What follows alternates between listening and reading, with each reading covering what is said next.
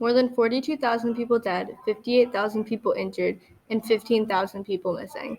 Bombs are being dropped and 140,000 buildings have been destroyed, forcing Ukrainians out of their homes. 8 million people have fled Ukraine due to the war against Russia and have become refugees. We are your hosts, Elisabetta Sophie Ava Z, and Sophie Ava Z. And we will be digging into this topic of what are refugees in Ukraine doing now.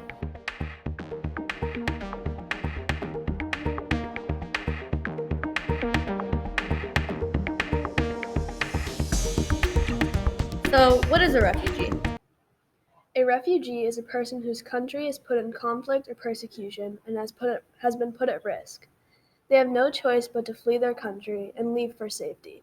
According to the United States Nations of Refugees, they are no longer in their own country, and they have been crossed out at least one border in their new home.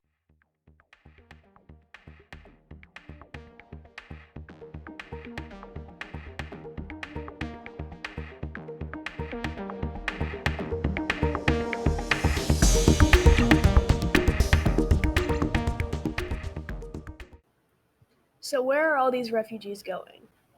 8,072,198 Ukrainian refugees have been registered in Europe, which is 18% of Ukrainians' population. Refugees from Ukraine have been fleeing to any country they can get to, including Poland, the farthest country from Russia bordering Ukraine. Poland has the most Ukrainian refugees with over 2 million. Also, Hungary, Germany, Slovakia, Romania, and Moldova are the next runners-up of the most refugees, with around 100,000 in each. Some Ukrainians have even gone to Russia because it's actually the most accessible option.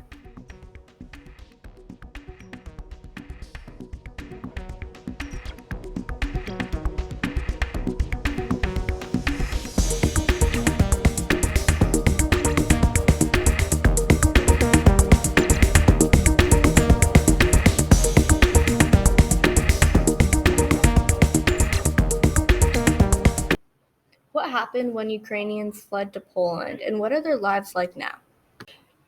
When refugees arrived in Poland, there was some tension between the two communities, mostly because of the cold winter families that did not want an extra person in their home. This would lead to more energy being used and money being spent, so they came up with some sort of tax system. According to CBC, Poland's support for Ukrainian refugees will be put to the test as winter sets in. As of March 2023, those who live in state accommodation for more than 120 days will be charged 60% of the living costs. After 180 days, it will be 75%. In March, the Polish government financed a temporary shelter where more than 1,000 Ukrainian refugees live, with very little privacy. Of course, this was uncomfortable, especially considering what they are already currently going through. They share almost everything: food, clothes, and beds. Olg, a Ukrainian refugee in Poland, said, "What next? We don't know. But people here share food. It's okay. We are Ukrainian. We are tough." How did our own country, the U.S., respond to the refugee crisis in Ukraine? Over 271,000 Ukrainian refugees have entered the U.S. so far, according to NBC News. The state holding the most Ukrainian refugees is New York, but even our state, Vermont, is holding Ukrainian refugees. According to the article by Katie Savage, a reporter for the Vermont Public, 2 Ukrainian families are currently in Rutland County, and about 20 people have arrived in the state so far through the United for Ukraine program.